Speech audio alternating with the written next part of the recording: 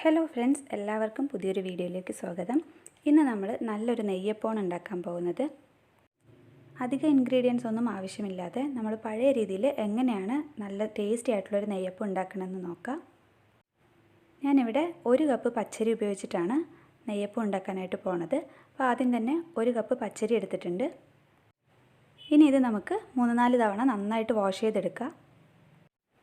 നല്ലതുപോലെ വാഷ് ചെയ്തെടുത്ത അരിയിലേക്ക് ആവശ്യത്തിന് വെള്ളം കൂടെ ചേർത്ത് ഇനി ഒരു 2-3 മണിക്കൂർ നമുക്ക് നന്നായിട്ട് കുതിർക്കാനായിട്ട് വയ്ക്കാം. ഒരു 3 മണിക്കൂർ കഴിയുമ്പോൾ അരി നന്നായിട്ട് കുതിർന്ന് കിട്ടും. അപ്പോൾ അതുവരെ ഇതിവിടെ നമുക്ക് അടച്ച് വയ്ക്കാം. അരിയെല്ലാം നല്ല കുതിർന്ന് വരുന്ന സമയം കൊണ്ട് നമുക്ക് ഈ നെയ്യപ്പത്തിലേക്ക് ആവശ്യമായിട്ടുള്ള ശർക്കര ഒന്ന് ഉരുക്കിയെടുക്കണം. അതിനായിട്ട് ഞാനിവിടെ ഇതുപോലുള്ള വലിയ 4 കഷ്ണം ശർക്കരയാണ് എടുത്തിട്ടുള്ളത് കേട്ടോ. ഇനി ഇത് നമുക്ക് നന്നായിട്ടൊന്ന് ഉരുക്കിയെടുക്കാം. ശർക്കരപ്പാനി ഉണ്ടാക്കാനായിട്ട് ഞാനിവിടെ ഒരു പാത്രം എടുത്ത് വെച്ചിട്ടുണ്ട്. അതിലേക്ക് 1/2 കപ്പിൻ്റെ അളവിൽ വെള്ളം ഒഴിച്ചു കൊടുക്കുക. ഈ വെള്ളത്തിലേക്ക് നമ്മൾ നേരത്തെ എടുത്ത് വെച്ചിരിക്കുന്ന ശർക്കര ചെറുതായിട്ടൊന്ന് പൊടിച്ചത് ചേർത്ത് കൊടുക്കുക. ശർക്കര പെട്ടെന്ന് തന്നെ അലിഞ്ഞു കിട്ടാനായിട്ടാണ് ഞാൻ ഇതുപോലൊന്ന് നന്നായിട്ട് പൊടിച്ചെടുത്തിട്ടുള്ളത് കേട്ടോ. ശർക്കരയിൽ ചിലപ്പോൾ ചെറിയ കല്ലോ പൊടിയോ ഒക്കെ ഉണ്ടാവും. അപ്പോൾ അതൊന്ന് മാറ്റിയെടുക്കാനായിട്ടാണ് ഇതുപോലെ പാനിയാക്കി ഒന്ന് അരിച്ചെടുത്തിട്ട് ഉപയോഗിക്കുന്നത്. പൊടിച്ച് ചേർത്തത് കൊണ്ട് തന്നെ പെട്ടെന്ന് തന്നെ ശർക്കര ഉരുകി കിട്ടും. അപ്പോൾ ഇനി ഇത് നന്നായിട്ടൊന്ന് തണുക്കാനായിട്ട് മാറ്റി വയ്ക്കാം. നല്ലതുപോലെ തണുത്തതിന് ശേഷം നമുക്കിതുപോലെ ഒരു അരിപ്പ വെച്ച് ശർക്കരപ്പാനി ഒന്ന് അരിച്ചെടുക്കാം. അപ്പോൾ അതിലുള്ള ചെറിയ തരികളോ പൊടികളൊക്കെ ഉണ്ടെങ്കിൽ അതെല്ലാം നമുക്ക് മാറ്റിയെടുക്കാനായിട്ട് പറ്റും. നമ്മളെടുത്തിരിക്കുന്ന 1 കപ്പ് പച്ചരിക്ക് ഈ 4 കഷ്ണം ശർക്കര നല്ല കറക്റ്റ് മധുരമായിരിക്കും. അപ്പോൾ നമ്മളിത് മുഴുവനായിട്ട് ചേർത്ത് കൊടുക്കേണ്ട ആവശ്യമില്ല. നിങ്ങളുടെ മധുരം നോക്കിയിട്ട് ആവശ്യത്തിന് മാത്രം ചേർത്ത് കൊടുത്താൽ മതി കേട്ടോ.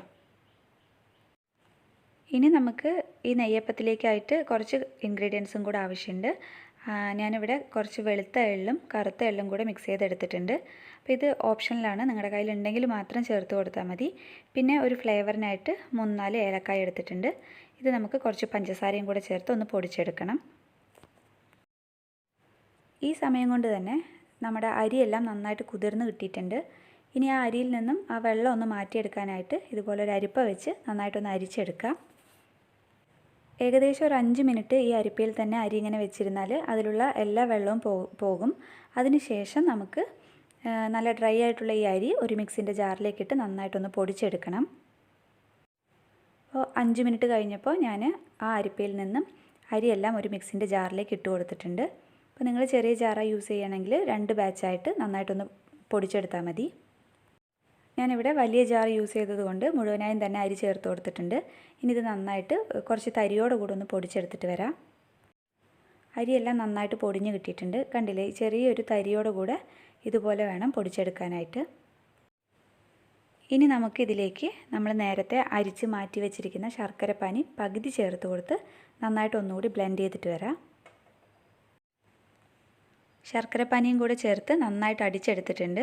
അപ്പോൾ നമ്മുടെ ബാറ്റർ ഇങ്ങനെയാണ് ഇരിക്കുന്നത്. ചെറിയൊരു തിക്നെസ്സിലാണ് നമ്മുടെ ബാറ്റർ ഇപ്പോൾ ഉള്ളത്. ഇനി നെയ്യപ്പം നല്ല സോഫ്റ്റ് ആകാനായിട്ട് ഞാനിതിലേക്ക് ഒരു 3 ടേബിൾ സ്പൂണിൻ്റെ അളവിൽ ഗോതമ്പ് പൊടി കൂടെ ചേർക്കുന്നുണ്ട്. ഗോതമ്പ് പൊടി കൂടെ ചേർത്തതിന് ശേഷം വീണ്ടും നമ്മൾ നന്നായിട്ടൊന്ന് ബ്ലെൻഡ് ചെയ്തെടുക്കണം. അപ്പോൾ ബാറ്റർ കട്ടിയായി പോകാതിരിക്കാനായിട്ട് ബാക്കിയുള്ള ശർക്കരപ്പാനിയിൽ നിന്നും കുറച്ചുകൂടെ ചേർത്ത് കൊടുക്കുക.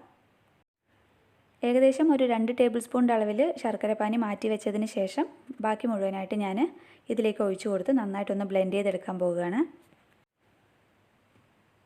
സ്പൂൺ കൊണ്ട് ചെറുതായിട്ടൊന്ന് മിക്സ് ചെയ്ത് കൊടുത്തതിന് ശേഷം വേണം ഒന്ന് കട്ടയൊന്നും ഇല്ലാതെ നന്നായിട്ട് അടിച്ചെടുക്കാനായിട്ട്. ഇപ്പോൾ നമ്മുടെ നെയ്യപ്പത്തിനുള്ള ബാറ്റർ റെഡി ആയിട്ടുണ്ട്.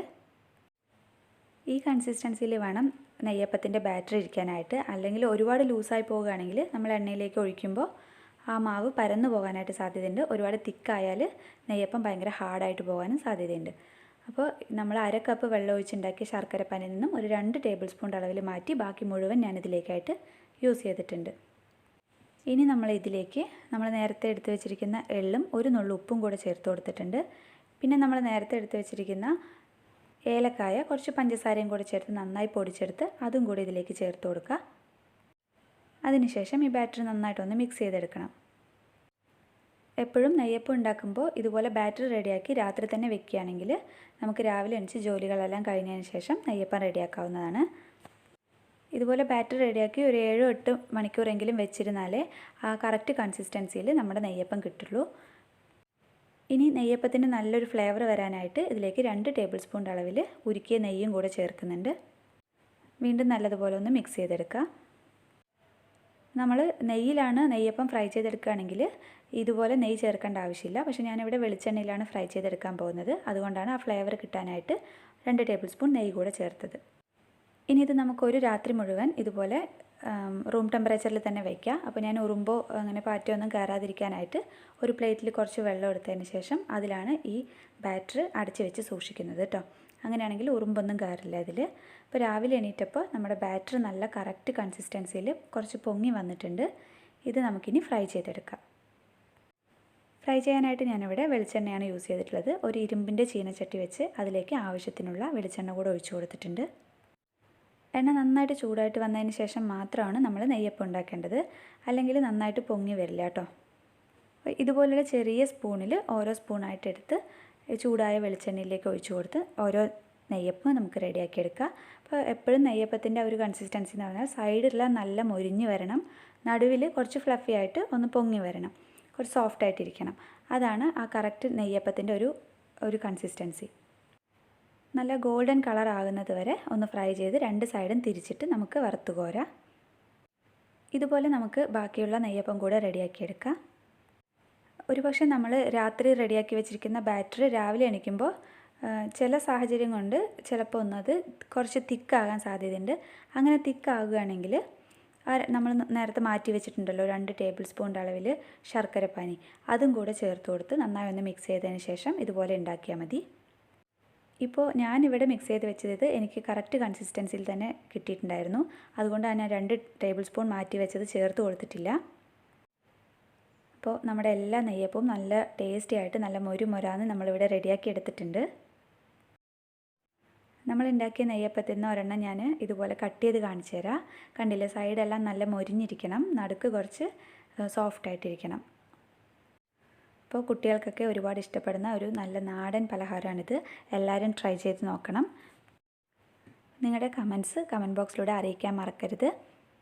നമ്മുടെ ചാനൽ ആരെങ്കിലും സബ്സ്ക്രൈബ് ചെയ്താണ് കാണുന്നതെങ്കിൽ റൈറ്റ് സൈഡിലുള്ള സബ്സ്ക്രൈബ് ബട്ടൺ ഒന്ന് ക്ലിക്ക് ചെയ്യണം. അതിനടുത്ത് ഒരു ബെൽ ബട്ടൺ ഉണ്ടാകും, അതൊന്ന് ഇനേബിൾ ചെയ്ത് വെച്ചിട്ടുണ്ടെങ്കിൽ നമ്മൾ പുതിയ വീഡിയോ ഇടുമ്പോൾ ഉടൻ തന്നെ അതിൻ്റെ നോട്ടിഫിക്കേഷൻ നിങ്ങൾക്ക് കിട്ടുന്നതായിരിക്കും. ഈ മഴയത്തൊക്കെ കഴിക്കാൻ പറ്റിയ നല്ല ചൂട് ചായൻ്റെ ഒപ്പം കഴിക്കാൻ പറ്റിയ ഒരു നാടൻ പലഹാരമാണിത്. അപ്പോൾ തീർച്ചയായിട്ടും ഇത് കുട്ടികൾക്കൊക്കെ ഉണ്ടാക്കി കൊടുക്കുക. ട്രൈ ചെയ്തിട്ട് നിങ്ങളുടെ അഭിപ്രായമൊക്കെ പറയുക. അപ്പോൾ ഞാൻ വീണ്ടും പുതിയ വീഡിയോ ആയിട്ട് വരുന്നതായിരിക്കും. അതുവരെ ബൈ ആൻഡ് താങ്ക് യു.